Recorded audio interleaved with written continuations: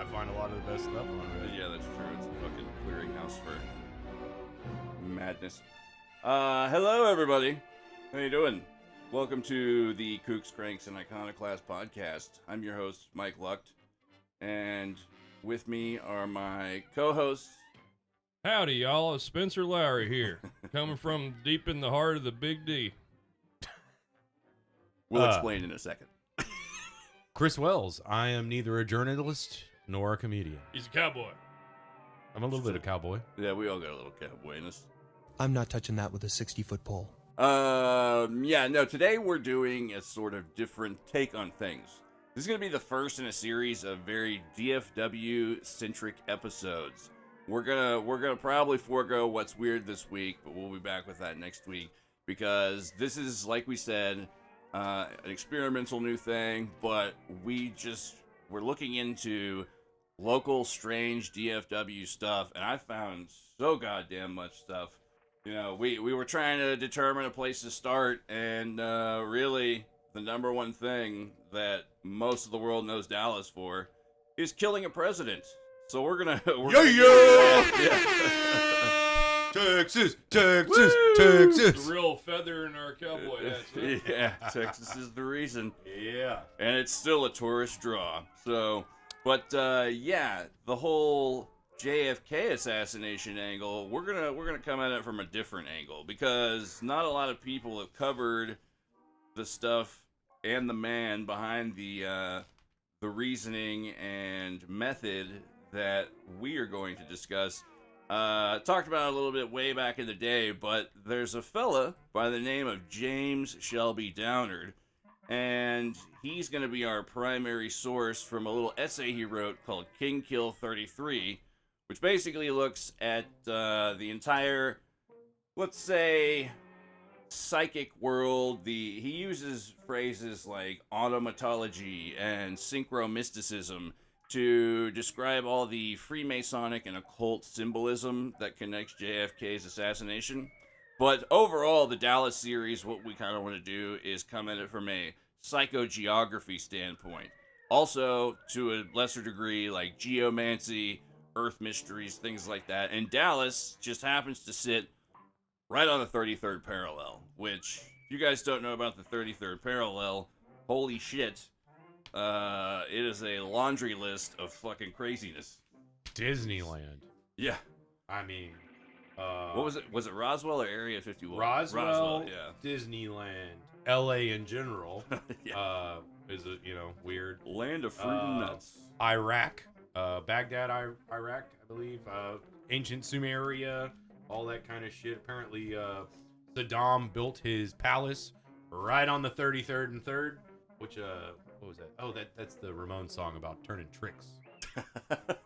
Oh, no, that's 53rd and 3rd. Coincidence? I think not. That's 53rd and 3rd. My bad. No, yeah, dude, I was went through and I found a whole giant list of things that we're going to kind of approach throughout this series.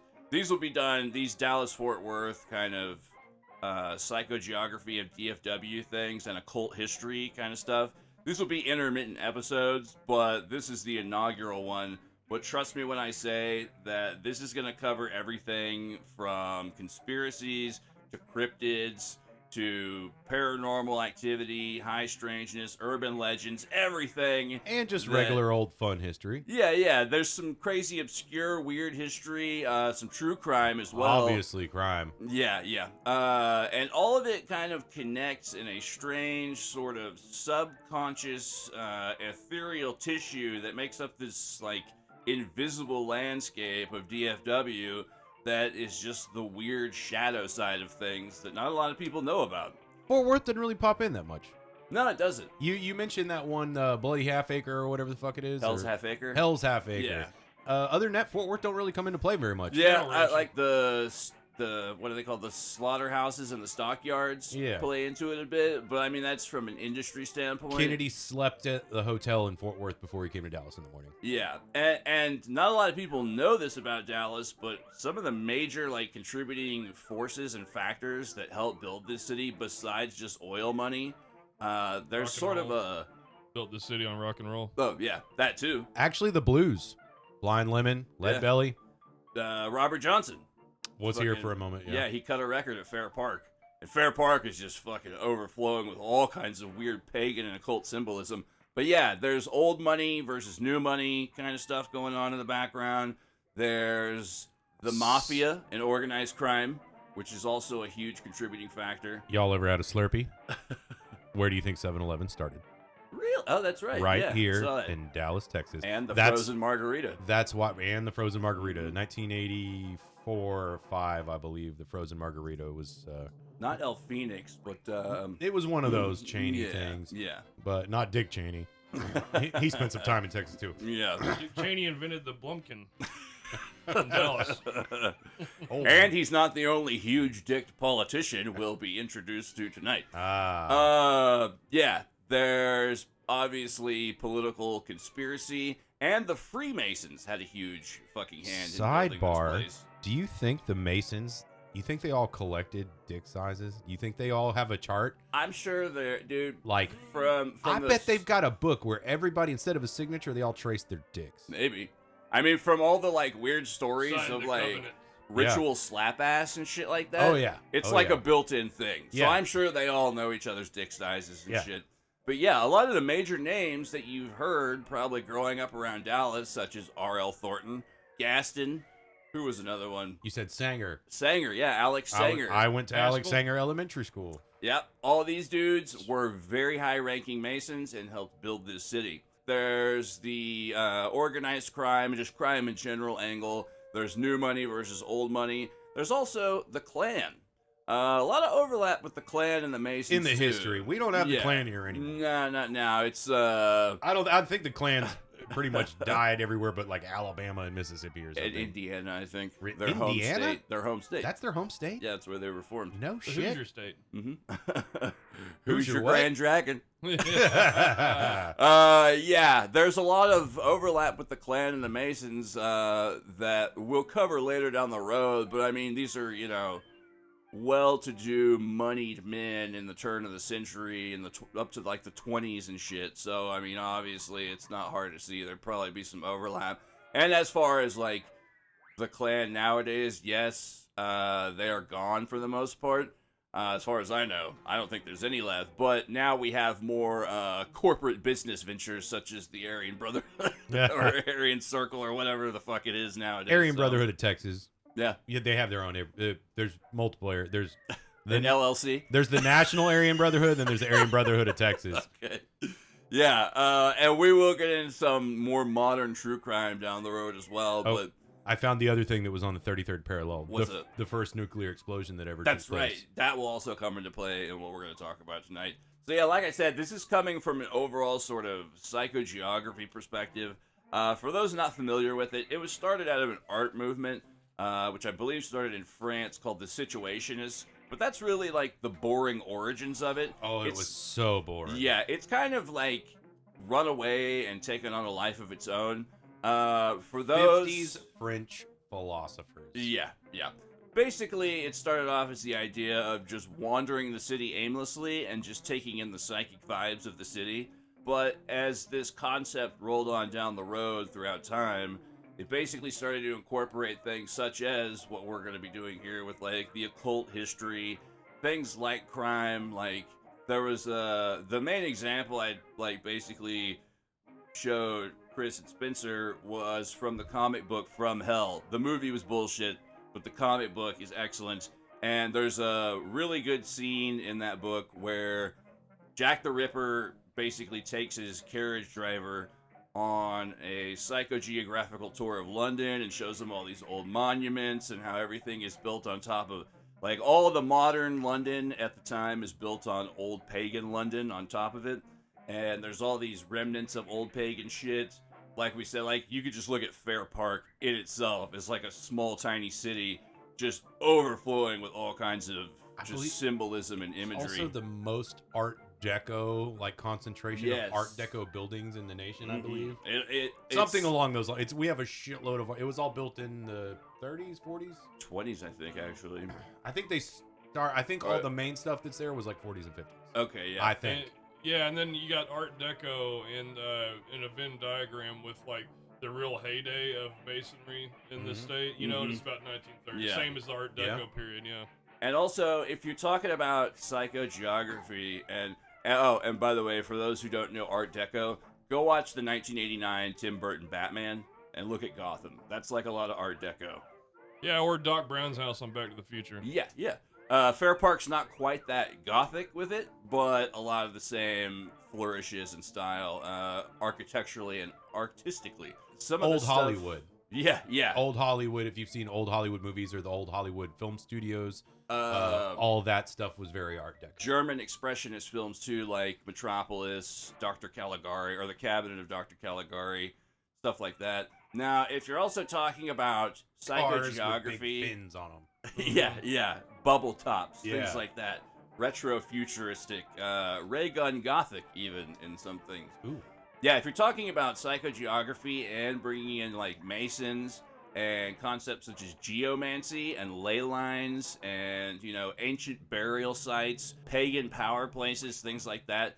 When you get into the masonry aspect of it, you also get into sort of proto-masonry, which is sort of, it's mostly known as builder's rights in a lot of these old-timey shit. I don't know what that is. It's basically stuff like, it's more well known in the Eastern Asian countries, like Japan especially, I know has a sort of surviving, let's say, urban myth about some of this stuff, but in how they would like find a capstone or build, you know, according to Feng Shui and on top of ley lines or dragon lines. But there's all kinds of different builders' rights of, you know, respecting basically how they do in the Netherlands with the Hildefolk.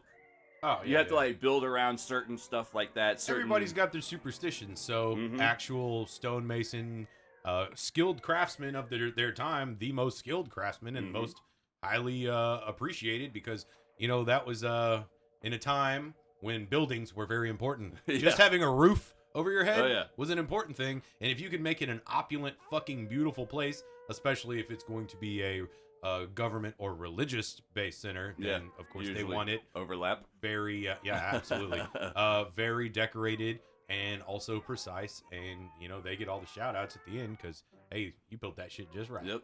It's also good if you have a vast number of restless people to have a huge government works program just to keep people busy. So, which also translates today a little bit. There's different obscure things from the builder's rights stuff, like the proto-masonry that's like certain sacrifices were made on a building site. There's a modern-day Japanese urban legend that sort of covers this still, but like when they would build a bridge, someone was specially selected as a sacrifice to like the spirits that lived over the water, things like that. So some of this stuff carries into today, and we will be talking about ritual sacrifice as well, things like that. So yeah, that's sort of the reasoning and background behind the overview that we're going to do of the Dallas-Fort Worth area throughout this intermittent series. But when you think crazy, conspiratorial, fucked up shit that's happened in Dallas, I mean, unless you live here, then it's kind of like overlooking the obvious, but everyone else in the world, especially America, pretty much equates us with the death of a certain fella by the name of John Honey Fitzgerald Kennedy. Well, that and longhorns, cowboy hats, and all that shit. Oh yeah, of course, yeah. The stereotypes. Yeah, and J.I. And the goddamn Dallas Cowboys. Yeah, that too. Two-time Super Bowl winners in the 90s. Give it to Emmett. They're America's team. They were.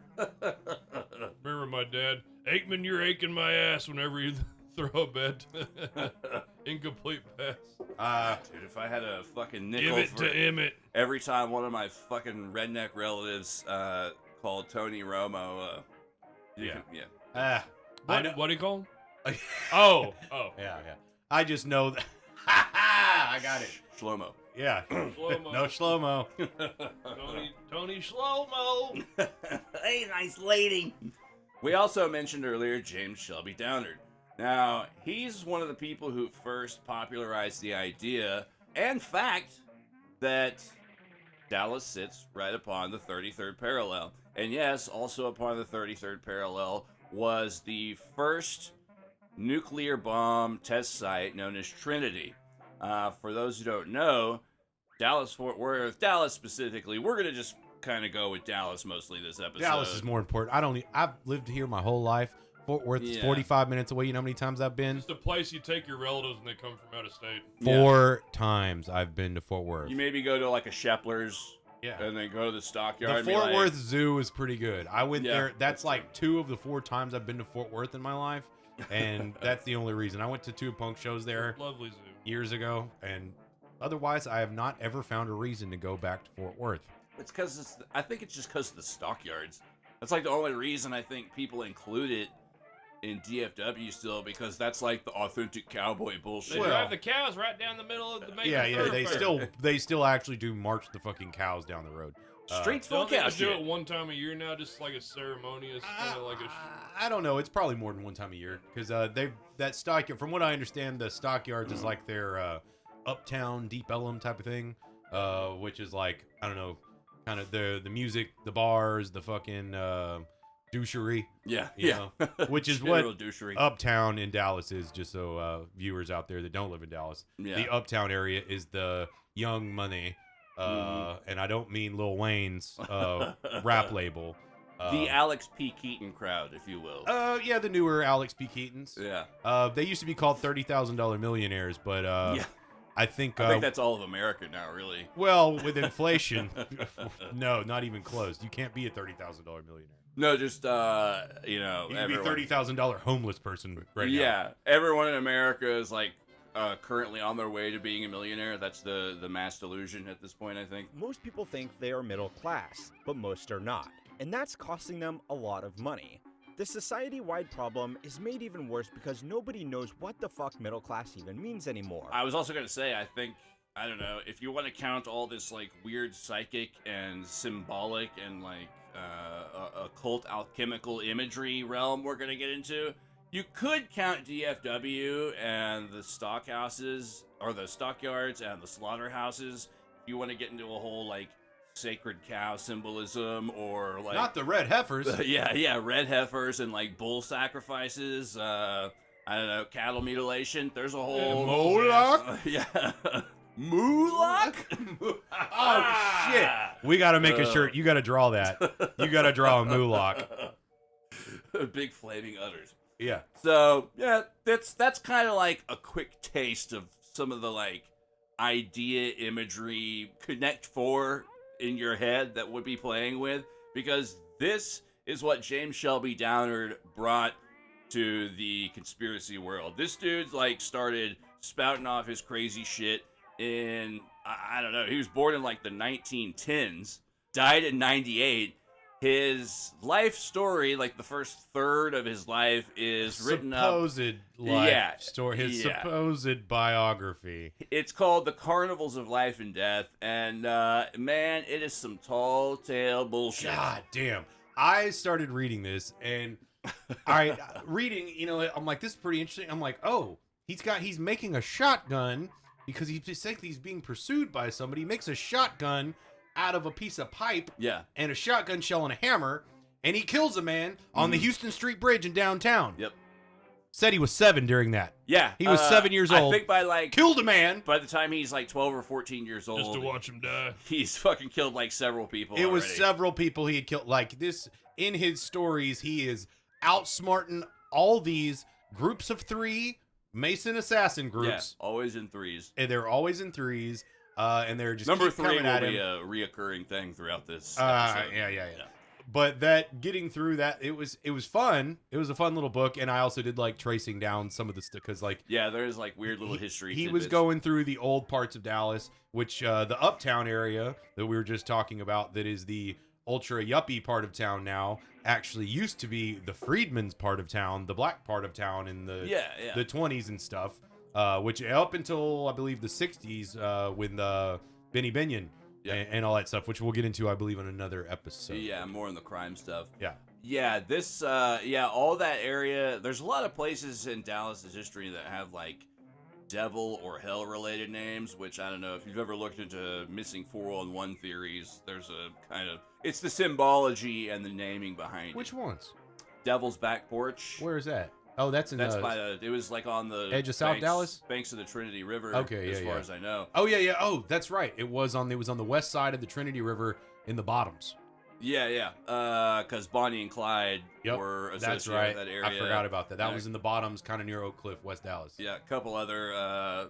Well, once again, I'm sure at some point we'll have, like, if we can find it, a list of bodies that have been fished out of the Trinity River. It's kind of we'll never find that whole list. There's it's so many bodies. Yeah. I think they found one the other day, but Probably. a lot of them, a lot of them dumped. A lot of them people just fall in.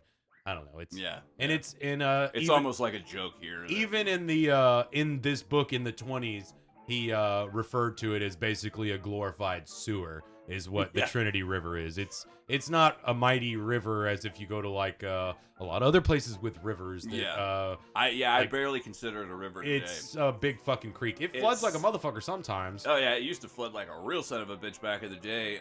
My dad actually told me a story about how the slaughterhouses would purposely like empty all the blood and offal and shit from the slaughterhouse floors into the river, so they called it the River of Death.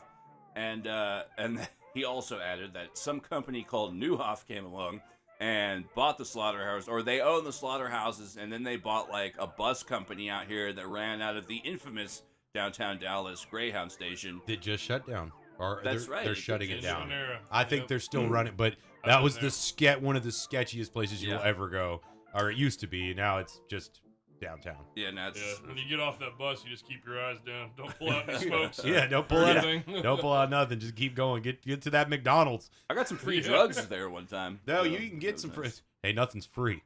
It was for me.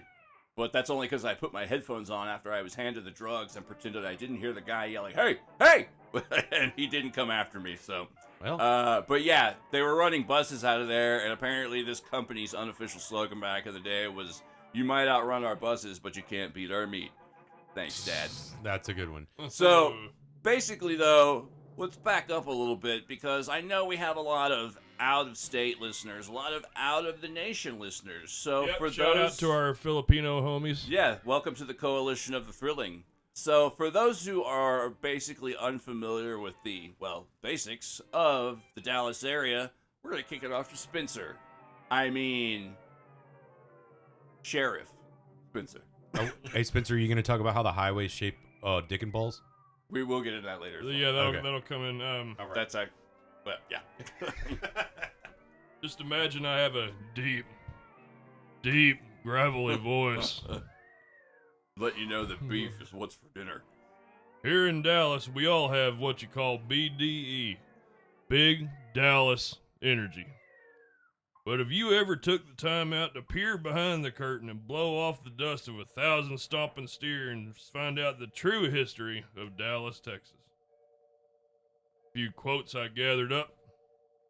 There are a lot of things: vision, humor, flexibility, grit, and pluck.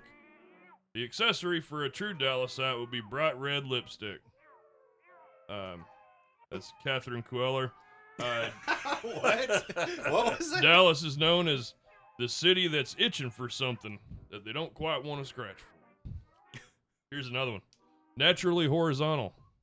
What the fuck does this even mean? Like, you come from Dallas. Only steers and queers come out of Dallas. Did you just look up random cowboy phrases that don't make sense? Well, they're quotes about our great fair city. Okay. Anyway. The lipstick thing, I was just picturing Sam Elliott wearing bright red lipstick. Yo, it's pretty funny. Quick aside, have y'all seen Sam Elliott without a fucking mustache? It's disturbing. I know I have, but I Like can't he's remember missing it. his face. Yeah, it's like, his lip comes out like a who. Weird. Yeah. Anyway, carry on. I think I blocked it out of my memory. Sheriff Spencer. No one knows for sure where the name came from for Dallas, Texas. There's a few different schools of thought on that, which we will cover as our series progresses. Dallas, Texas was founded in 1841 by John Neely Bryan. Little more than a trading post in its inception, but there was a feeling in the dusty, parched air, the need to expand and make fortunes in the new Texas state, driven by the smoke from newly won independence from Mexico. Life was hard scrabble in those times. Agriculture was the main income. Wasn't much call for big cities.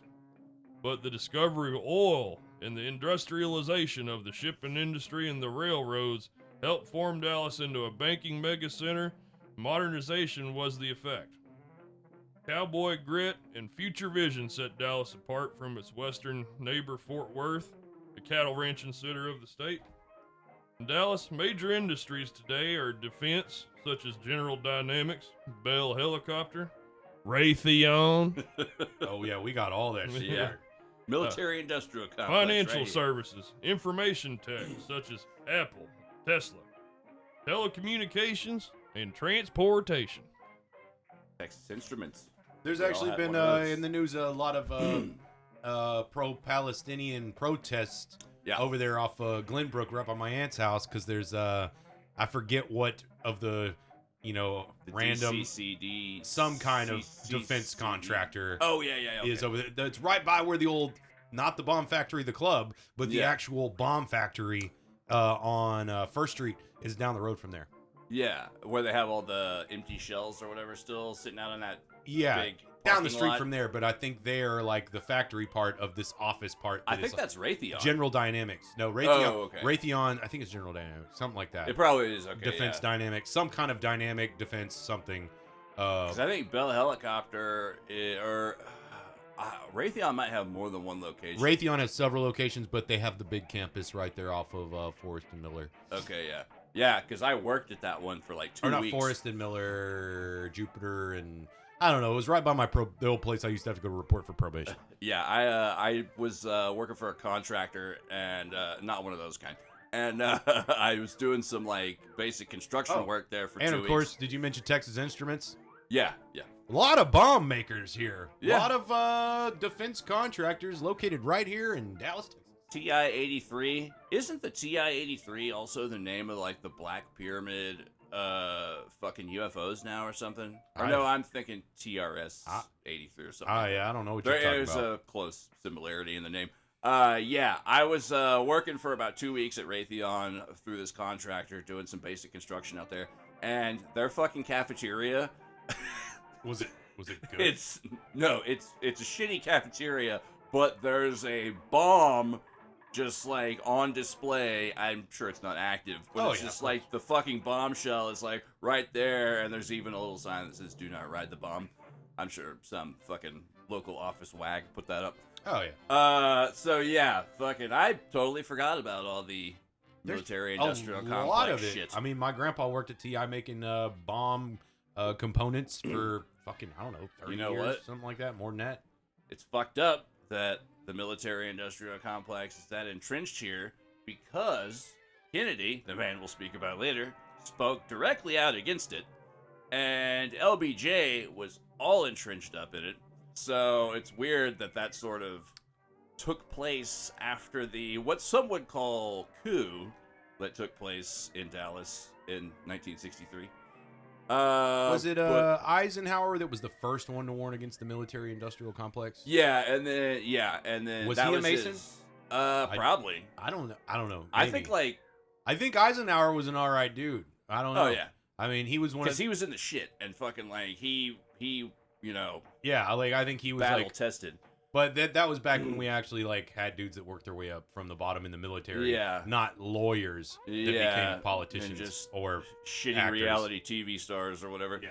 So yeah, and then of course Kennedy came out, later and said, secret society. He was basically comparing the intelligence communities to secret societies, which essentially they are. Sheriff, anything else? The list of indigenous tribes chased and stolen for the land from by the Spanish, mind you, in the 1700s, include the Caddo, Still white. Tawakoni, Wichita, Kickapoo, and Comanche. Those are the Then- big ones. So Spanish had took the land from them in the 1700s as part of the viceroyalty of Spain. Later, France claimed the area, but didn't have a stronghold for too long. They're just kind of a footnote. In 1819, the Adams-Onis Treaty put the boundary between Spain and the U.S. at the Red River, which is now the border between Texas and Oklahoma. What's it called one more time? The Adams-Onis Okay. Adam's not anus. Yeah. Six Not Flags. anus, but onus. Yeah. Six Flags over Texas. Texas has been 6 different countries. Yeah. It has been the state of Texas Mhm. as its own independent nation, or the country of Texas, yeah, I guess. It was Mexico.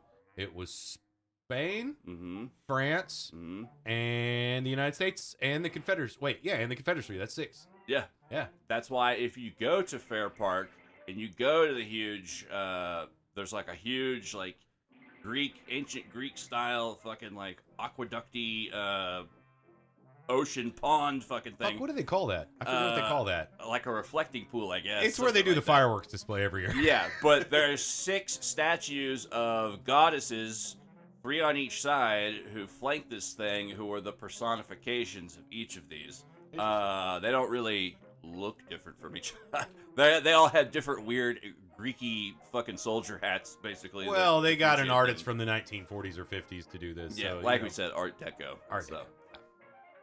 Plaster. Yeah. In 1821, Mexico reclaimed the land from the Spaniards.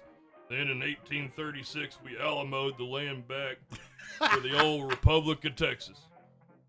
Dallas history, Dallas particular in 1910, there was a lynching of alleged rapist named Alan Brooks. Mm-hmm. Black man publicly lynched. People were tearing off pieces of his clothes for souvenirs and taking pictures next to the torture scene. I've seen the postcard. Dallas, yeah. Well, Oh yeah, people. there yeah. was a lot of kids were like, "Hey, look, he's dangling." the old red courthouse. Yeah, there's a lot of that in America's history. People don't talk about it very often, and I The mean, stars at night are big and bright. but that's the kind of thing that needs to be remembered, lest we are doomed to repeat it. In World War II, there was the North American Aviation Company. They made really famous World War II fighter planes and bombers, such as the P-51 and the B-24 Liberator. They What made- company? North American. Oh, Yeah. I never heard of that one. Yeah, they also made over 96,000 Jeeps for during World War II as well. okay, yeah. Who bought Huge. them? Boeing. U.S. military. They just went away. Yeah. They weren't absorbed. Oh, you mean the company? North the company American. had to have been absorbed by somebody. No, they just stopped. Huh. There was also, I have to dig it back up, but there was somebody on the Manhattan Project that was based in Garland. Really? Yeah, I thought I had sent it to you. There was it was somewhere right off of Miller in Garland, and in the 40s or 50s. And Garland, for those also who don't know, is a goofy-ass suburb of Dallas where all of us grew up. Yeah. So, yeah. We've moved on to bigger and better things. It's a Tech- shit stain on the ass. Yeah. Hey, at least it ain't mesquite. Yeah. We've already had that. So yeah, technically we claim Dallas for being open, but we are all Yeah. technically from. I mean, it's all Dallas County, Yeah, it's technically. But yeah, you have all these various suburbs, and some of this stuff will get more specific down the road. I found some weird Garland shit. We got some weird Rockwall shit. Some of you may already probably know what that is. So yeah, Dallas County's fucking big. yeah, we'll get into the specifics of the areas breakdown through this series as well. Just one more quick thing. List of some of the celebrities that are from Dallas. Oh yeah, I wanted to look into this as well. Vinnie Paul and Daryl Lance Abbott. Of course, Rex Brown and Tara. to start out. We got Troy Aikman. We all know who that guy is, the Yeah. legend. Tex Avery, the cartoonist. Really? From Dallas, yes. I like his Um, whole aesthetic and style. Like Yeah. he's the guy who basically created 1930s. Yeah, fuck. Erica Badu, Oh yeah. Clyde Barrow, Mm-hmm. child killer John Battaglia. He was executed yeah. by lethal injection. I'd heard that name as well come up in my studies. Jimmy Vaughn and his brother Stevie Ray Vaughn. Yes. Yep. Kelly Clarkson. Even though Austin has the fucking statue of him. Mark Cuban. Mm-hmm. Jeff Dunham. What? Jeff Dunham's the Dallas side. That puppet motherfucker. The Wilson brothers. Yep. Yeah. Luke yeah. and And the and guy that made the Hercule and- movies with them, isn't he from here? And the butterscotch What's this? The Butterscotch Stallion. What's that fucking guy makes all the sad weird movies? Wes Anderson. What? Oh yeah. Is he from here, or did he just make movies here? Nah. Wes Anderson. I think he's from here. Because their first movie was filmed in Dallas with the Owens brothers. Huh. Bottle Rocket. That was a Wes Anderson movie? Yeah, it was his first one with the Owens brothers here in Dallas. It was filmed in Dallas. Yeah. Also, RoboCop was filmed in Dallas. That's right. Yeah. Which means that Dallas in the 80s looks like Detroit in the future. We're all fucked. No, actually, Detroit's getting quite, yeah. They're coming back. Yeah. Don Henley, Vanilla Ice. I have Don goddamn Henley. I met Erykah Badu, and when I was working at a retail chain that will remain unnamed, but they sell the whole earth, if that gives it away. But dude, we're not gonna get sued. It's fine. Nah, yeah, fuck them. We had this dude, this like sassy gay black man, like hairdresser. That was his real job, and then he like moonlit at our place. And one time, Erykah Badu came, and he's like, more like Erykah Badu. It was so corny, What? but the fucking way he said it, it was just like, oh, you. Husker do's, Husker don'ts. Yeah. She was holding her baby upside down by one leg. Oh, Yeah, it was we're weird. also the 33rd congressional district. Whoa. Yeah, That number- another 33. It's going to come up in WB some, 33. But some all creepy ways later, too. all right, but CW okay, the 33. whole 33rd parallel, according to this wiki thing I'm looking at, says we're on 32.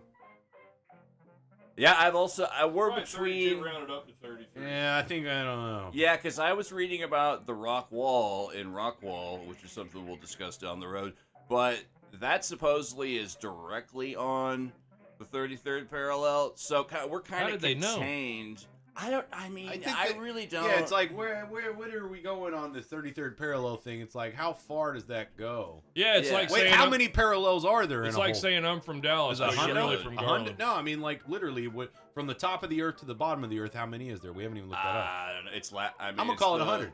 Latitude and longitude. Well, but that's the thing. We're at, according to Wiki, our coordinates are. Where'd it go? I just had 3246 north, 9647 west. Okay, so it would have to be the horizontal. What's that? Longitude? Yeah. Yep. Okay, yeah. No, horizontal is latitude. Oh. Flatitude. Okay, yeah. Mhm. Yeah, okay, that makes sense. Yeah, because it's passing through places like We are Houston, the et second cetera. most populous county in the United States. Yeah, the whole 33rd parallel, just the number 33 it shows up with freaky, alarming. It was just the number 3, but yes, we'll touch on it some more. Any more subrilities? And Oswald. Ah, yes, of course. Lee Harvey. I mean, my Shout research has shown As well as Jackie Rubenstein. Lisa Loeb. Oh yeah, Lisa Loeb's from here. Yeah, and Is she the one that does those the sad DOC, Don puppy Henley. dog? Early '90s, big thick glasses. Cute. I remember her. What I she don't looks even like. remember what her song was, but it was. Maybe it's Sarah McLachlan who does the sad dog videos now. Yeah, that's Sarah McLachlan. Okay, yeah. Yeah. You And say only say what I want to. Is that Lisa Loeb? No, that's somebody else. God damn it! Now I gotta look up fucking Lisa. I just know Loeb. Yeah, that it's a Sarah song called McLachlan went Stay. on to write the successful conspiracy book, The Saturn Death Cult.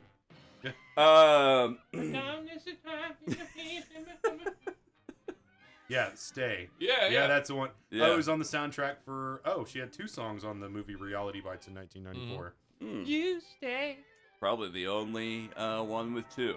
Shit, there's a couple of really fucking good rappers from here too. The DOC.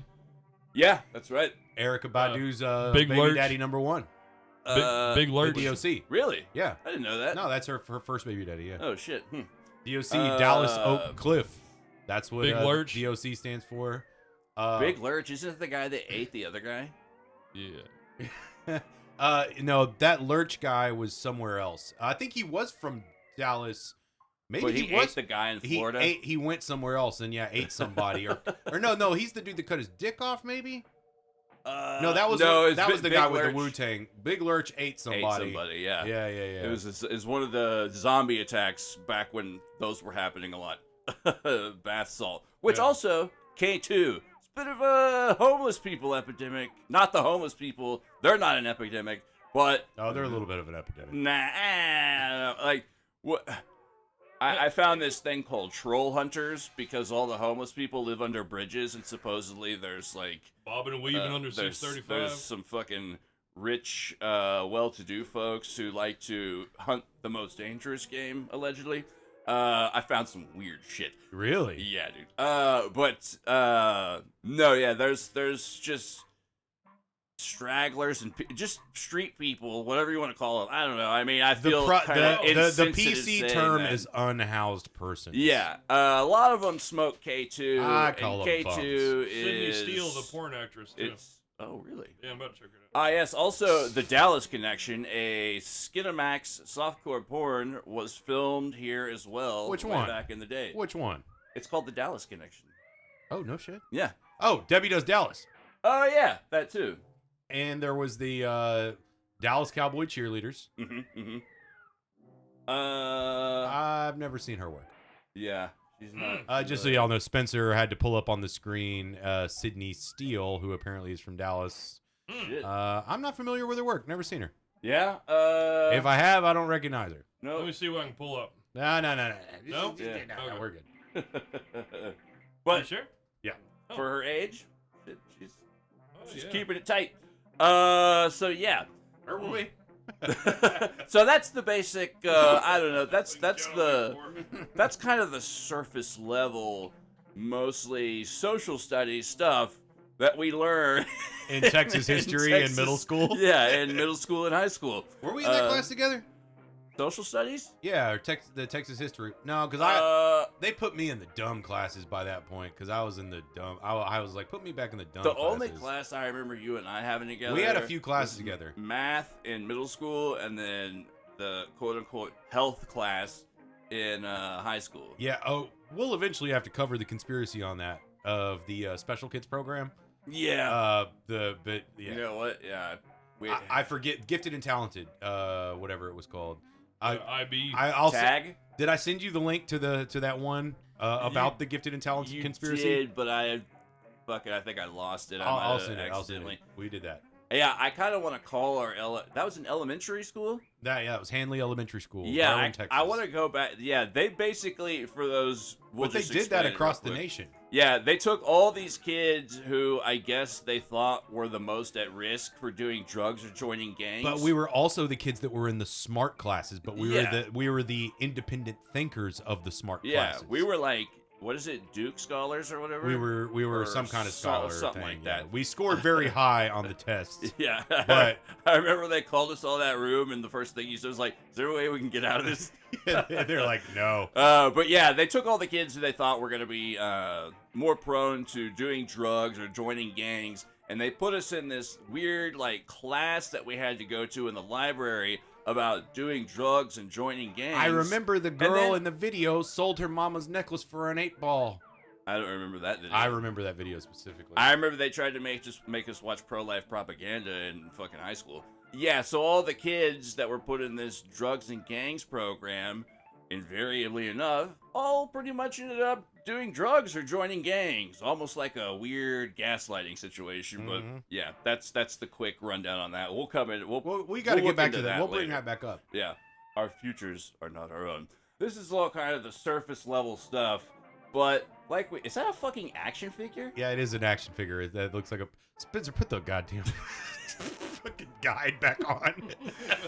Put the book that we're talking about on the screen again. So yeah. Our main subject for today is the JFK assassination. But once again, this is from the Satanic Temple.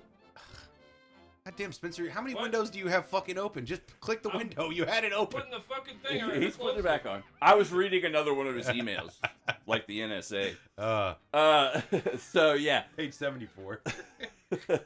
So we're looking at this from James Shelby Downard's perspective, and he, like we said, was a crazy fucker. I think he was like a massive bullshitter Like we said, the first third of his autobiography, the rest of which has not been written.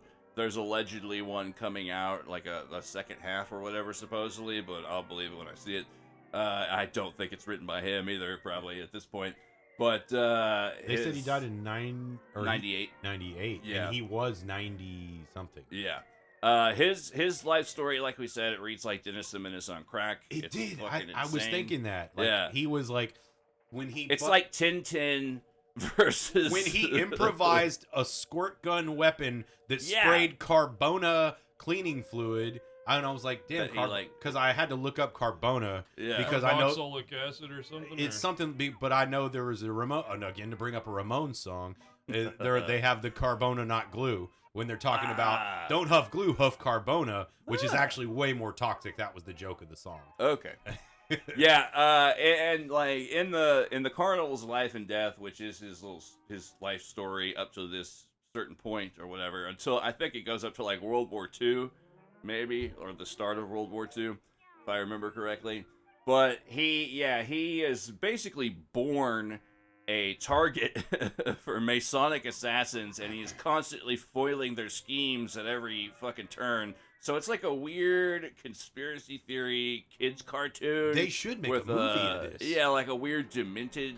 It's just strange. It's Let's a write highly the screenplay. It's Send a it- highly send it to entertaining Hollywood. read, and you can read it pretty quickly. I remember when I first read it, I got it all in one night because it was just like, this is fucking insane. I did enjoy it more than King Kill 33. Yeah, King Kill 33 is all business. Let's Yeah, say it is all business. Now I didn't know. Well, I knew some of this, but Downard's material has more recently been popularized by people who have some problematic National Socialist connections. He doesn't mention the Jews once. He mentions one. He mentions he I saw called the word Jewess in there. well, there's that, and he refers to Solomon as an evil sorcerer. But I Yeah, mean, that's kind that of He is- does say crook-nosed bastard a lot, too. There's not- something about a sheeny curse. Yeah, I saw that. No, yeah. So, but I mean, also, whenever I've never heard Downard talk in person or like a recording or whatever, but every time I picture or hear his voice in my head, it's Foghorn Leghorn.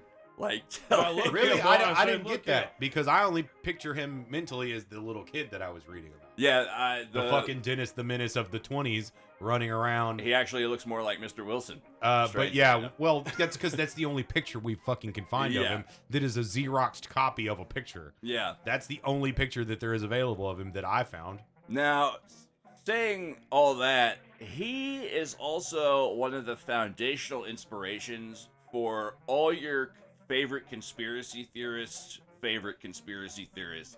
He's the guy who basically synthesized this style that he calls mystical toponymy or synchromysticism. And can you go down a couple pages?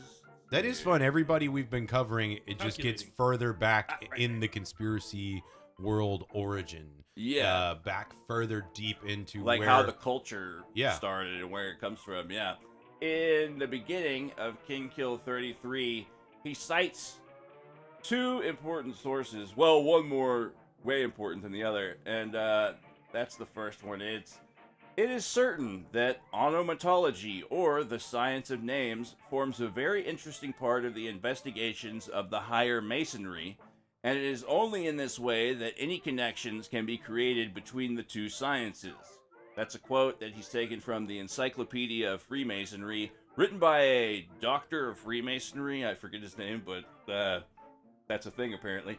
And he's got another one that's, when the ancients saw a scapegoat, they could at least recognize him for what he is, a pharmakos, a human sacrifice. When modern man sees one, he does not, or refuses to, recognize him for what he is. Instead, he looks for quote-unquote scientific explanations to explain away the obvious. And that's a quote from Dr. Thomas Zaz, the noted psychologist, turn of the century, on from a book called Ceremonial Chemistry, which sounds very, very Jungian behind it. Yeah, And- like Well, with a name like Saz, I just couldn't help but think about, that guy must have, he probably his last name was probably used as a verb at one point. Probably. Like, oh, you Saz the hell out of that one. That's a Batman villain too, Mr. Zaz. I don't know if that's how. What is that? A Russian name? Slavic? I could see that being Slavic. Mooloch? Mooloch? The science of names forms only one segment of the science of symbolism used by the Masons. Names, i.e. words, are merely descriptions, and they rise and fall in usage like a Cartesian doll. Some words fall into disuse quickly, while other words are given meanings that are known only to the initiated. And that's an important word in, like, the themes throughout his work, specifically King Kill 33. He asserts that the Kennedy assassination is all a massive ritual. That Dallas was this fucking chessboard, and along the 33rd parallel, we have connections to the other shit. Another major. He's moving his hands a lot. Yeah. No, you're good. I'm getting animated. Well, if going through this, it was mind, but like trying to think of, okay, let's say that this is a real ritual. Could you imagine trying to be the Mason that is trying to put and work all these fucking little things in, like all the etymological little, like the fact that it was in Dealey Plaza that he broke down into. He's like, well, duh, or L in Latin means this, and this in Hebrew means this, and so it's blah blah. Yeah, when he broke down Dealey, it was like Dia is a female goddess, and Ley, L-E-Y, is for the ley lines. So the ley line, like, yeah, this gets a little reachy. This is where you get the modern fucking like stereotypical like red string on the wall fucking conspiracy theorist archetype of like, that guy in a black suit just said turtles, shells, bullet shells, assassinate. Like, it's the stupid fucking links like that, except and in the picture he had two fingers sticking out, which means exactly that is the he's a symbol of Baphomet. Yeah, it is a symbol of Baphomet that he is signaling to the other Masons to let them know. Like he in the I don't know if it was him or if I think it was further down to the next guy talking about the Kennedy assassination, the three hobos, and then one of the three hobos did the little finger sign, or like one of the police walking by the hobos did the little finger sign. Yeah, and it's like, where did you get this fucking information? I didn't see that picture, but I will say that from what I know of Masonic symbolism and like folklore and mythology, he's pretty right on about most of his shit. I don't know about the sources of the words and whatnot. Yeah, but the symbology he's using and the names, I mean, they do have these double meanings. But I don't think he's trying to say that it's all necessarily 100% planned that way. It's like the subconscious underlying shit that maybe like motivates these things to happen the way they do. So you're saying that you think it just came together that way? He's saying that things came together that way, not that the Masons actually specifically planned to use. Like he even said not 100%. With Oswald and the name, and like he broke down so much shit with names that it was the what does he call it, automatology. The JFK assassination and the first atomic bomb explosion at the Trinity site, these are two major site, Trinity River, Dallas. What? Three. The trident of fucking Satan's pitchfork.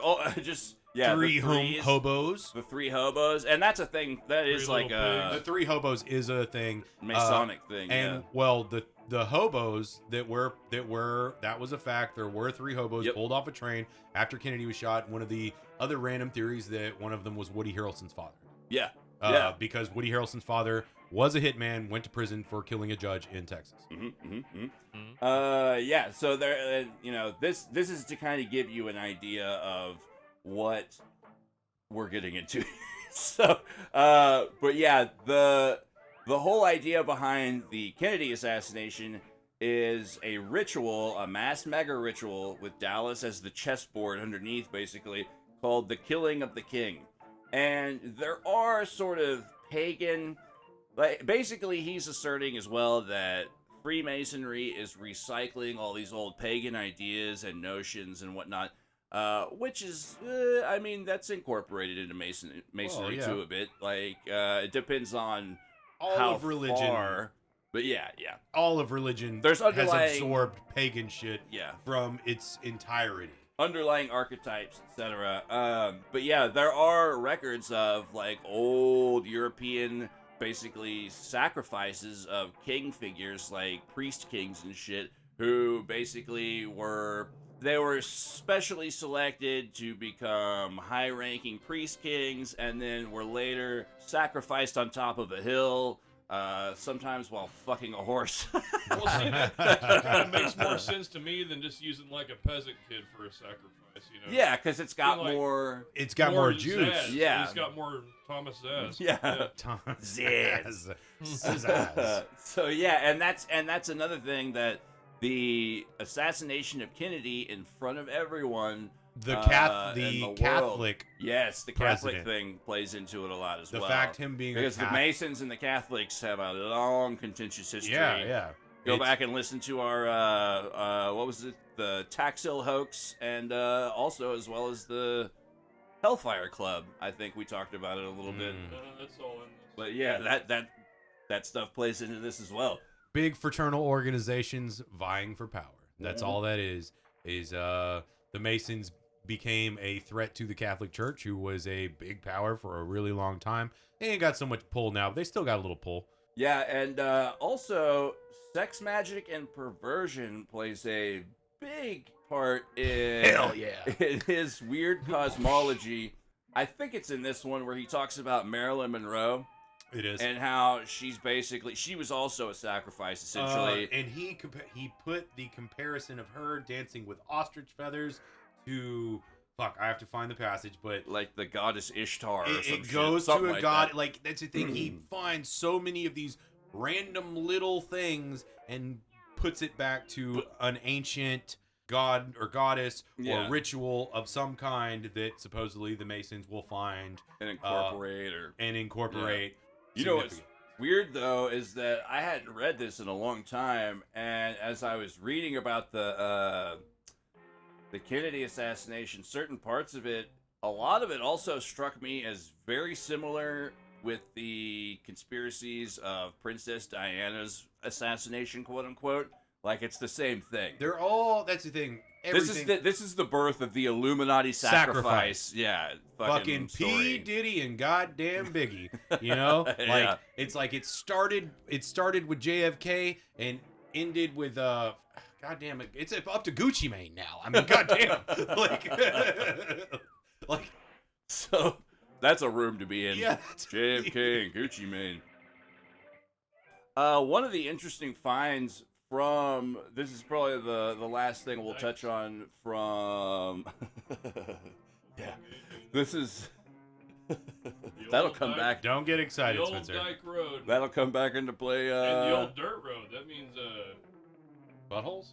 buttholes. Yeah, one of the last things we'll touch on from Carnivals of Life and Death, he mentions that he worked at a Freemason bar, which apparently is a thing throughout American history. A lot The of 34th degree or something like that. the 13th step. Yeah, like there's something called tavern masonry, which he mentions, which is actually a true thing. Like a lot of how it started. yeah, a lot of fucking important shit. A lot of business gets done in the bar or on the golf course nowadays. So, Yep. But yeah, the Blue Front Cafe was a Masonic owned and operated bar that he worked at as a child, and that's where a lot of these Allegedly. yeah, allegedly, that these assassination attempts took place on him. But when you were looking up the location, See, that's the thing. I that was the fun thing about his book is I got to see he was describing historic spots in Dallas and what they were like then. And I looked up the Blue Front Cafe, and it was a thing up until I think the 80s or 90s because they'd moved it a couple times after that. But anyway, he listed the original. Actually, I don't know if he listed the address, but I found the original address. Mhm. And it's at 1105 Elm Street, which was also known as Bloody Elm, Mhm. because one, Kennedy was shot on Elm. Yeah. That was later, but it was actually Bloody Elm before that. Oh, yeah. Because Deep Elm, or it started in Deep Elm, Elm. Yeah. Elm is like a southern. It's how the black people said it. Yeah. Let's just say what it is. Yeah. That was the lower Elm was the black people part of section, Mhm. and then you get closer to downtown, closer to Ackerd, and that was in the actual downtown part. That was where prostitutes and Vice in general was there, and then a few more blocks down from that was 1105 Elm Street, which was the Blue Front Cafe, which was said they sold near beer, so it was like watered down beer, and apparently they had a great roast beef sandwich. It was a German man that had opened the restaurant. Anyway, I looked up the original address. There is a hotel there now, and a thing next to it. Very interesting coincidence. A glass pyramid. Yep. Which on all these things, also 33rd parallel, are quite a few pyramids. Yeah. And Bloody Elm or Bloody Elm also got its name due to the fact that the farther down to Oak Cliff area that you get down that way, that was originally where there were a lot of, and close to the Trinity River, there were a lot of what were called shotgun shacks. Yep. I didn't know the name origin of these, but apparently they got that name because if you shot one end with a shotgun, it would go right at the fucking other end. So there was a lot of shotgun shacks. It was the poor, mostly black area, and there was a lot of shitty, violent Klan activity in that area back in the day, which helped lend the name Bloody Elm as well. Yeah, the end of Elm, there was the end of Elm close to Elm Street, which is the higher number, or the lower numbers, and the further numbers are closer toward the east. But you get in the near past where Dealey Plaza is, where Elm Street actually ends and merges in to become Commerce and Main. That is where the Trinity is, and in that time period was the Bottoms. I think it was before the levees were built in the 20s and 30s. They didn't build the levees till I think the 50s or 60s, around the JFK time. I think that's something around that. And that was the Bottoms. That was just shacks down by the muddy ass fucking dirty shithole river that we have. The Devil's Back Porch, like we mentioned earlier, in the Bonnie and Clyde era. Yeah, a lot of crazy true crime stuff we'll get into down the road on this stuff. Some of which has only just come into light the last few years, but I don't want to get too deep into it because it makes my brain hurt right now. But yeah, there was another interesting mention of Crossroads and the Trinity and the Triple Expressway, which is where Kennedy was shot. All this symbolism plays in together. It's also interesting to note, I believe we mentioned Robert Johnson cut a record in the Fair Park area. Synonymous with Crossroads, the whole selling your soul to Satan, hellhounds on my trail, etc. So that sort of chunk of essential American mythology also relates to Dallas in a tangential way.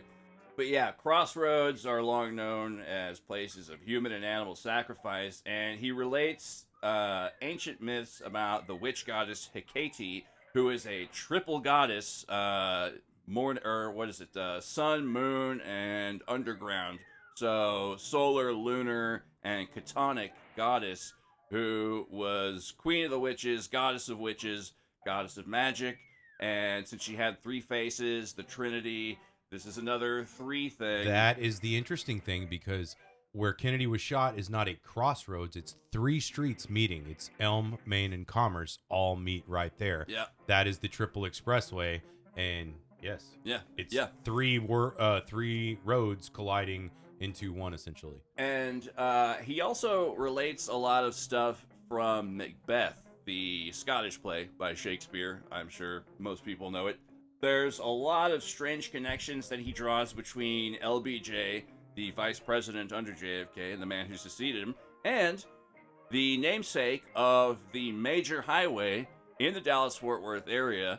And if you're looking from up north on a map at the LBJ freeway in the Dallas-Fort Worth area, it looks and is shaped exactly like a dick and balls. Now, LBJ was notorious for having a huge cock. That he pulled out frequently. Yeah, he would piss on his fucking Secret Service agents. There's also an apocryphal urban legend that when he was being sworn in on Air Force One, he was doing something to the bullet wound on Kennedy's head. We won't go into the specifics, but I'm sure you can draw your own conclusions. And laughing about it, because supposedly both LBJ and Lady Bird had a part to play in the assassination plot, supposedly. But it's also weird to note that Kennedy's brain mysteriously disappeared. I don't think it's that mysterious, really. It's just negligence and obviously. Or is it in a Mason lodge somewhere? Maybe. Who knows? Or did H.W. Bush have it somewhere? Yeah, because we've got another highway system. The Bush family is entrenched in this area. And Laura Bush killed a guy. H.W. Bush was in the vicinity of Dallas, Texas during the Kennedy assassination. Yeah, he's the only person I've read on multiple sources who can't remember where he was very that day. shortly after that, he became head of the fucking CIA. Mm-hmm. And Kennedy had just previously talked about disassembling the CIA and scattering them to the winds, I believe the quote was. Mm-hmm. Like we mentioned earlier with the military-industrial complex, etc. This is most likely seen as a coup behind most conspiracy theory. And you could also count the JFK assassination as sort of the birth of the modern conspiracy era in this country.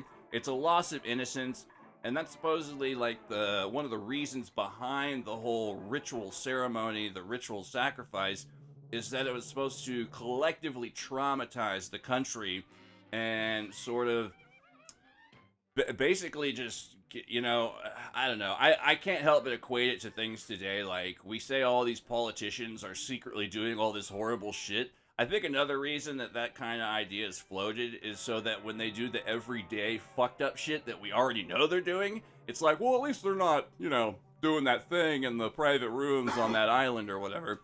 So it's almost like lowering our expectations. I mean, as far as America goes in national trauma, you got JFK, 9/11. Yeah. Both supposedly Yeah. Big sacrificial rituals. Yeah, and if you want to get into the even weirder apocryphal stuff about the Trinity test site atomic bomb explosion, what's his name? Oppenheimer, when it was detonated, he said, "I am become death, the shatterer of worlds," which is a quote from the Bhagavad Gita. That's a pretty sick fucking quote. Yeah, it is. It's pretty badass. Now, well, see, I heard that he didn't really, like, say that as he was walking away from the test site. From what I read, the thought crossed his mind at that moment, but he didn't really just blurt it out. I don't think he wrote it down in his journals and stuff. And he didn't just go click, boom. Yeah, he wrote that is what, like, I think he wrote later that is what he thought of. Yeah, when that he happened. was inspired to. Yeah, Which but also, according to this weird little site I found earlier, the actual bombs that were dropped by the 33rd president were on the 33rd parallel, also on Hiroshima and Nagasaki, or they were at least 33rd adjacent. And they're actually called Thin Man and Sensible Eater. That There is you go. Whitewashing history. What was Can be it? funny. Fat man and little boy, Yeah, or something yeah. like that. Yeah. The Bombs of August. I remember they're called. I read a book called The Bombs of August. It's also worth mentioning, when I was looking into local Dallas-Fort Worth area urban legends and shit, I never heard of this, but the Witches of Stemmons Towers. Have you guys heard of this? I have not. You mentioned that earlier, and then of course it's the three again. Yeah, and then he's talking about Hecate, and then the play Macbeth also has the three weird sisters, the three witches.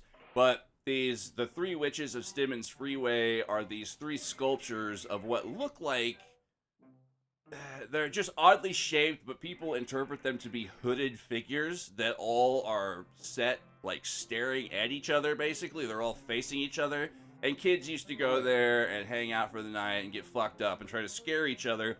But once again, associating this with the witchcraft stuff mentioned by Downard, and then the builders right stuff we talked about earlier. There is an urban legend that 3 architects or construction workers were murdered accidentally, quote unquote, during the building of the Stimmons Towers, and that these 3 witches of Stimmons Towers sculptures were meant to honor them.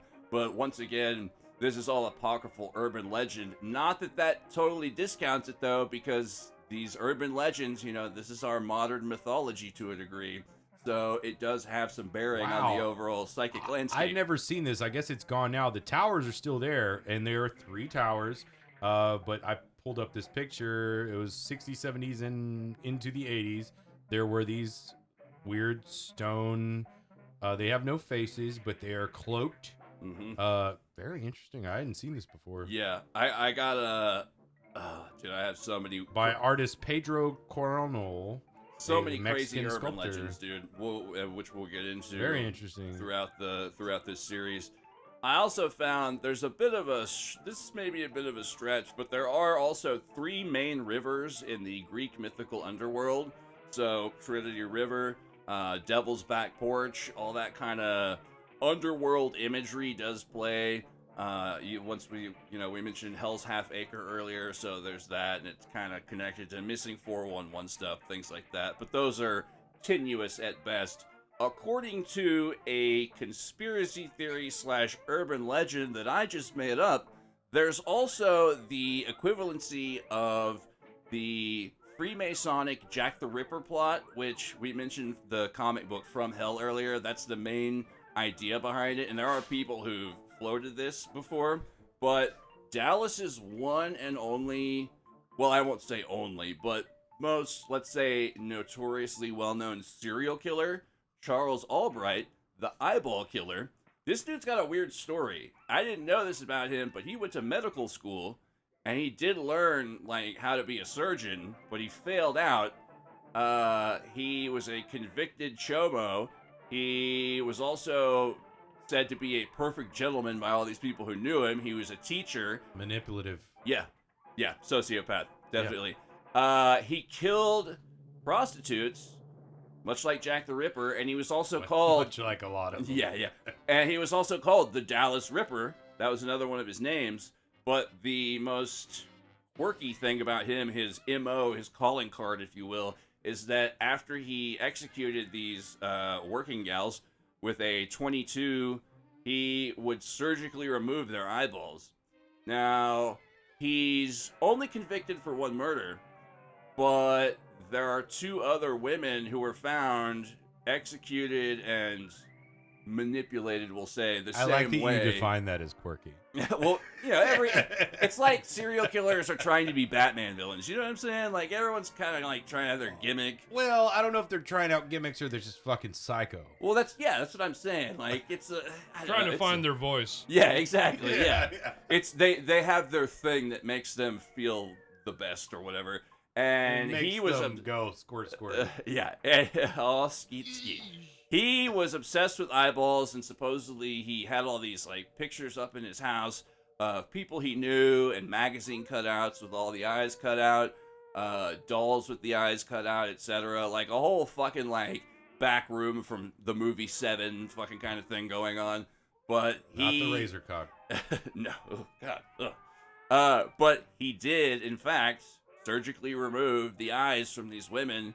And we have the giant eyeball sculpture, piece of modern art, symbolic for I don't fucking know what. We haven't looked up who did the eyeball. I saw the name of the guy who designed it or whatever. Yeah. But I mean, it's just a giant eyeball. Yeah, I really have not understood the giant eyeball, and open to interpretation. It's you know? yeah, but I don't know how it is Dallas related. Other like that's the thing. There is this. Other than just it's a weird. All thing. I see is people go pose with it on Instagram. Yeah, and I swear they move it around. I don't think it's in the same spot in downtown all the time. Weird. Maybe It'd be weird if it was moving on its own. Maybe I'm wrong, but I swear it's been in different places all the time. Yeah, I don't know the symbolism and just like if we're playing by Downard's rules, then these connections can easily be made between our one serial killer, the Masonic eye in the pyramid, because we have a glass pyramid and an eyeball. Like, you know, hey, what's good for the goose is good for the gander, Downard. So I'm sorry, I just had to laugh at Downard syndrome. we two can play this game, Downard. So I mean, if you want to go by like weird psychic and symbolic connections, there is that. Maybe there's something to it. I need to look into it a little more. But I found a few other weird things that we'll just kind of mention. We're gonna wrap up our Downard JFK episode here in just a moment. But there's a few things I also wanted to list. In addition to the eyeball shit, there's also an unofficial ears equation if you count the unmarked NSA listening station in downtown Dallas. Yeah, it's in East Dallas. Or yeah, The AT&T building. Yep. AT&T was actually founded here in Dallas. I know. Too. Yeah, I didn't know that. I remember when they came out with Lucent Technologies back in the 90s, and everyone was like, "It's Satan!" It was fucking Procter and Gamble all over again. For the whole Procter and Gamble thing. Yeah. My stepmom works across the street from that building, the AT&T building. It is just a concrete ass building, and it's right next to a like the practice pole field. They have like a field. What goes on there? They practice going up telephone poles, I guess. There's just like a whole lot full of telephone poles that stick out of the ground, and I think it's for practicing working on telephone poles. I've never seen anybody do anything there, and I've spent a lot, like, I rep East Dallas. I throw up the little E hand sign with, you know, like, throw up East Dallas. I've lived here.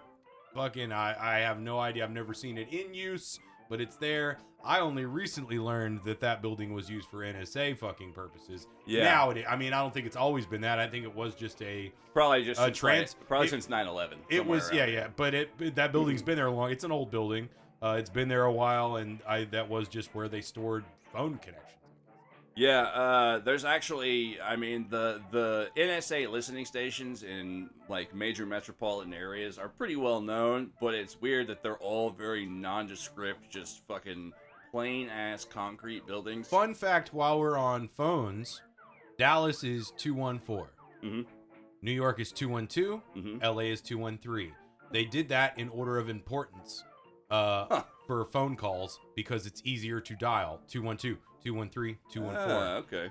And that lets you know that at the time, Dallas's fucking area code was, when it was established, has always been pretty fucking important. Yeah, and like we said at the, from jump on this, like the main contributing sources that built this city, besides rock and roll, that no one talks about, actually, I would say fucking rap has a pretty fucking substantial place in the origin of the city as well. Like Trap Boy Freddy? Sure.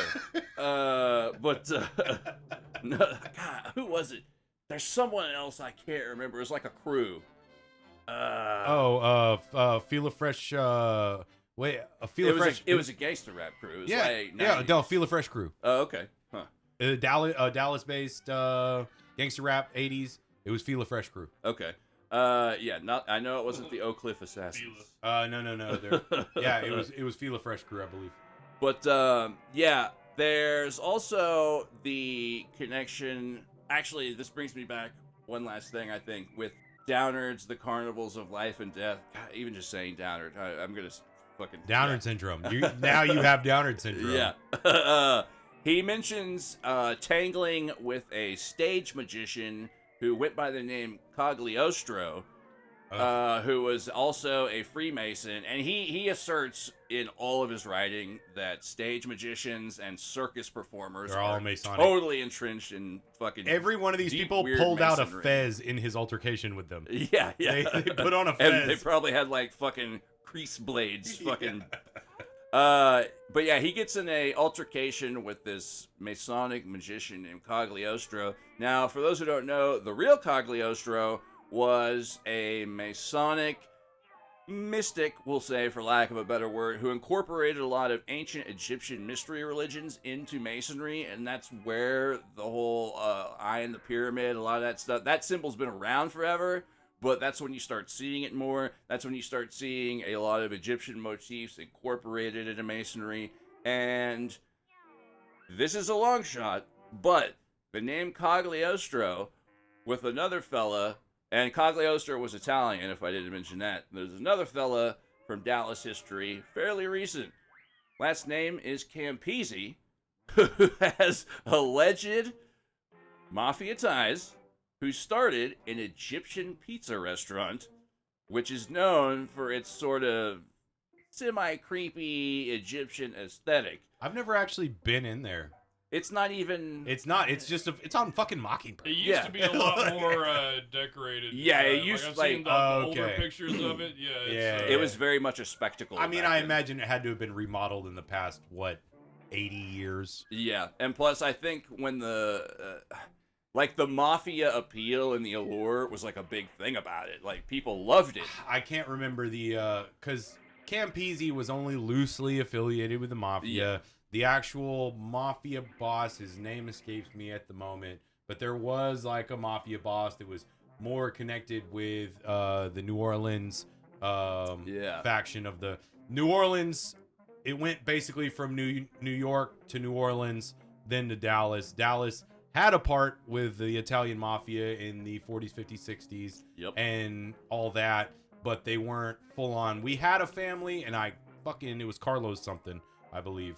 I brain fart a lot. Yeah, we'll get into those more when we talk about Jack Ruby and more true crime But stuff down the road. there was a mafia family in Dallas, and they were really basically under Carlos. Oh, it was Carlos Marcello. Was the New Orleans mafia boss. Yeah, and Dallas was basically attached to them as opposed to Kansas City or any of the other mafia. They were essentially more tied to New Orleans mafia. Yeah, the bigger, let's say, factions or syndicates that weren't out of major hubs like New York and Chicago and things like that. Actually, New Orleans was, I believe, one of the first Black Hand spots before New York. So. Yeah. So, and then they're in a somewhat uneasy business relationship / love-hate alliance, I guess, with the Dixie Mafia, which is a very ill-defined, nebulous... It's a nebulous thing. Yeah, it just means fucking crackers and rednecks who well, running it's fucking organized rednecks and good old boys, but they tie in. I've gotten really into the Dixie Mafia thing like earlier in the year. There's a lot of interesting tie-ins. Yeah, and that's where we mentioned Benny Binion earlier. He'll come into play down the road as well. I want to leave with one last thing on some of this Dallas stuff to kind of tide you over in the whole realm of symbolism, onomatology, etc. The whole Downardian landscape that we're in here. The Pegasus is synonymous as a symbol of Dallas. The Pegasus, whose original name is Pegasus. I don't know if Zeus fucked a horse originally, but that's what the name was. So if you're looking at, these are some weird connections, but if you're looking at the Kennedy administration, was often referred to as Camelot. So that would make him King Arthur. King Arthur was killed in Avalon. That makes Dallas Avalon. Who was Merlin? I didn't see that one. Yeah, that's a good question. Was Merlin... Maybe Bobby. I don't know. Bobby? Yeah. Attorney Bobby General. Bobby ain't Merlin. Nah, he's probably like Lancelot or some shit since they were all fucking Maryland. Yeah, and he was more of his... because he became Attorney General to prosecute the mafia, which possibly got them all killed. I bet Joe Kennedy was probably Merlin. I could see that. Joe Kennedy. Yeah. Merlin. I made you motherfuckers. Yeah, if you consider that King Arthur was killed in Avalon, that kind of makes Dallas unofficially equated with Avalon. And Avalon can also be equated with Olympus, Mount Olympus, where the gods live, because the Pegasus was actually chosen, from what I found, as a symbol for Dallas because... I thought it was an oil company. Yeah, ExxonMobil ended up adopting the symbol. It was on top of the Magnolia building. Magnolia Hotel. And it was beautiful hotel. Yeah, Magnolia Oil Company was the original company, and they were bought out by ExxonMobil. Almost as beautiful as the Adolphus.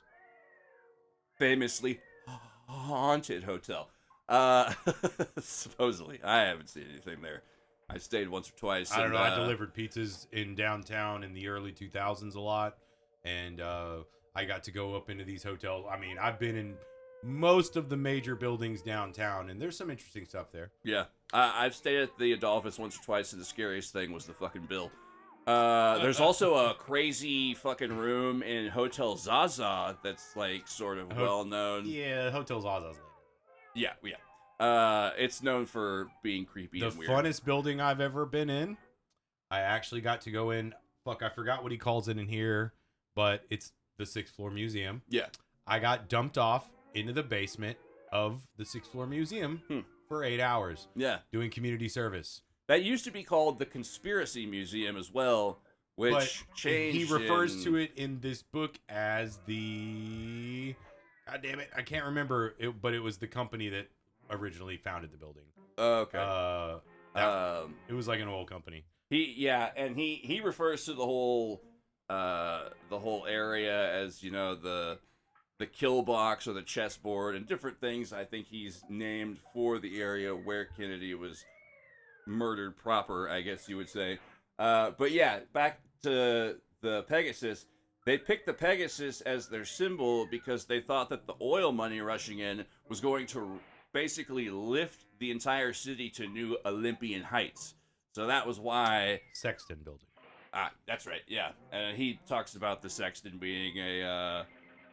well, there's sex in it, so there's that. And then something about pagan explorers used it as a... The Sexton, it was a navigation. That's right, yeah. The Pegasus is not the only symbolism, but like we said, like, this is just sort of dipping our toes into this stuff. The whole symbolism, crazy wild ride, the myth and folklore, urban legends. We've got some cryptids. We've got some tons of fucking satanic panic shit from back in the day. True crime, conspiracy, paranormal, cults. There's more cults in the fucking DFW area history than I thought there would be. I actually, I hit up my mom. You know, she was born and raised in Dallas, just like me and my mom were both born in fucking Baylor, Dallas. And I was like, Mom, you know, what's up? I gotta call Grandma, because Grandma wasn't from Dallas, but she came here and I think she was like 19. And then lived for a very long time. Grandma Joan, the one that got me on all the crazy nonsense. But yeah, there's haunted locations, there's cryptids, cults, UFO stuff, and just some stuff that's just fucking weird. It has no real other category that I can think of. But yeah, this is part 1 of DFW Psychogeography. Like we said, this will be an intermittent series, but this is just basically laying the foundational groundwork for what we'll get into later. Because not only is it, I don't know, it's fun for us because we actually, I don't know, I enjoy doing the research because I get to learn a lot more about, hey, my fucking home city. You know, like learning about, I did not know a lot of this shit. A lot of it I did know, but I've gotten to go deeper into it and actually spend time, and then and just like you were saying with the psychogeography, like walking by all these places. I have walked by these places. I've been in these buildings, and a lot of them you do get a weird little feeling. It's just very interesting to me and fun, and we hope we can make it fun for the rest of you because it's pretty interesting. There is a lot of weird shit that has done happen in our city. And I think our largest listener base is hometown grassroots at the moment. And I don't know. I've always thought, man, this place is fucking boring. Have we mentioned that Spencer has his cowboy hat on the entire time? I think they could tell in the voice. Much obliged. Ladies love it. This place has always struck me as boring, especially Garland, where we grew up. It was like, Garland was known for being boring and having shitty cops who love to fuck with kids. I think they're still kind of known for that. I could be out of touch. I don't know. The kids now, they deserve it. These little bastards. I think the cops in Garland are a little easier now. I don't know. You know what? I was looking for a specific cop of them. That was a particular thorn in all of our sides growing up. Yeah. Officers I was looking of the Garland PD that when I was in Taekwondo class, we were in Taekwondo class together. I was in 7th grade. And he was a resource officer for another middle school at the time. Yeah. Motherfucker kicked me in the chest. Yeah, you like we were sparring. He just straight like ninja kicked me in the chest. I'm not a tall man now. Could you imagine how tall I was in 7th grade? Yeah, he talked a lot of shit. He talked a lot of shit. He talked mad shit. And I do believe he got fired as a school resource officer for some improprieties with a teacher, allegedly. Allegedly involving cheerleaders, right? That's the rumor. That's the rumor. I think the more. I mean, we always saw him driving around in the parking Anyway, lot with a cheerleader. in Fuck his that car. fool with his buzz cut. Yeah, he sucked. He's a piece of shit. And I've tried. Steal our cigarettes and then smoke I them almost himself. failed senior year because of him. Yeah, I've tried looking into finding info about him, like if there's any like Dallas. He got me suspended for my bullet belt. Well, they have Yeah, that he got me name- sent to alternative school because no they one have had a that sense of name that's, humor. like, named after some cop, so that they can have their identity protected in case they get tarred and feathered. Yeah, That's I why was. you can't find much about him. Yeah, well, what's weird is when I was looking him up through like Garland Police Department I stuff. can't find anything about him. I've already looked. Yeah, but what did keep coming up was several sites about disgraced former police officers. So that may fit into the narratives we've heard about this piece of shit. There is also Dallas has also Dallas kills a lot of cops too. Yeah. Also, I found a Yelp top 10 religious cults currently existing in the Dallas-Fort Worth area. It's mostly just weird Christian churches, but they... In fact, when Ice-T's Body Count came out with Cop Killer in the 90s, Yep. it was the Dallas police that made the biggest stink because Yeah. fucking Dallas cops were getting lit the fuck up in the 90s. Yeah. Hell, they got lit the fuck up in, what was it, 2016? Was it that? 2016. Yeah. Forget his name. Lit him up downtown. Yeah, it was during a Second Amendment. No, it was a. That was going on. There was a Second Amendment march that night because I remember on the news when the shootings happened, they were plastering this one dude who was in the march. They had his image all over, and they were like, "I'm not the guy." It wasn't a Second Amendment march. He just happened to be doing his Second Amendment thing. It was like a Black Power thing. No, because there was white people in the I march. know, but it was like a equal. I forget what the march was for. I thought it was for the Second Amendment. It wasn't for the Second Amendment. Because everybody had their guns and shit. No, there was just that one guy. It was just the one guy, maybe a couple guys, because they were like there for a protest. We'll have to look into that Well, again. we're probably too. both right. Yeah. We'll look that up. There's some overlap. There's a Venn diagram. But yeah, like we said, this is going to be a continuing series, and it's only going to get fucking weirder from here. And that's saying something because this is some pretty fucking weird shit. So trust me when I say that. It's going to get dark in some places. It's going to get disturbing in some places. There's some Sick disturbing. Yeah, but it's also going to be fun, and it's going to let you know that if you live here, that this environment that you're in is far stranger and far darker and far more fucked up than you probably could have ever imagined.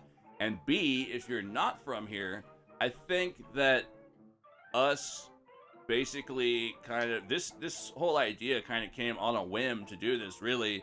And when I looked into the history and all the weird shit, I think B, if you don't live here, look into your own city or the major metropolitan area near you's history. For sure. Because you're going to find Oh, out everywhere. that, yes, your environment is far stranger, far darker, far weirder, and sometimes far more wonderful Yeah. than you ever thought. I don't know. I think it's all wonderful. I Yeah. take the dark with the light, and Yep. I think it's all very interesting. As long as the murder and rape didn't happen to me, Yeah. and or it's- anyone I know or or any- care about. and it's way in the past, Yeah. then it's okay to talk about. Yeah, that's the rub of true crime. But yeah, it's true.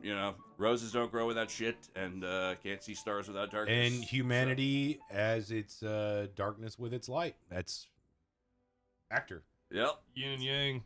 This has been Kooks, Cranks, and Iconoclast, DFW Psychogeography, Volume 1. And I'm your host, Mike Luck, and my co-host.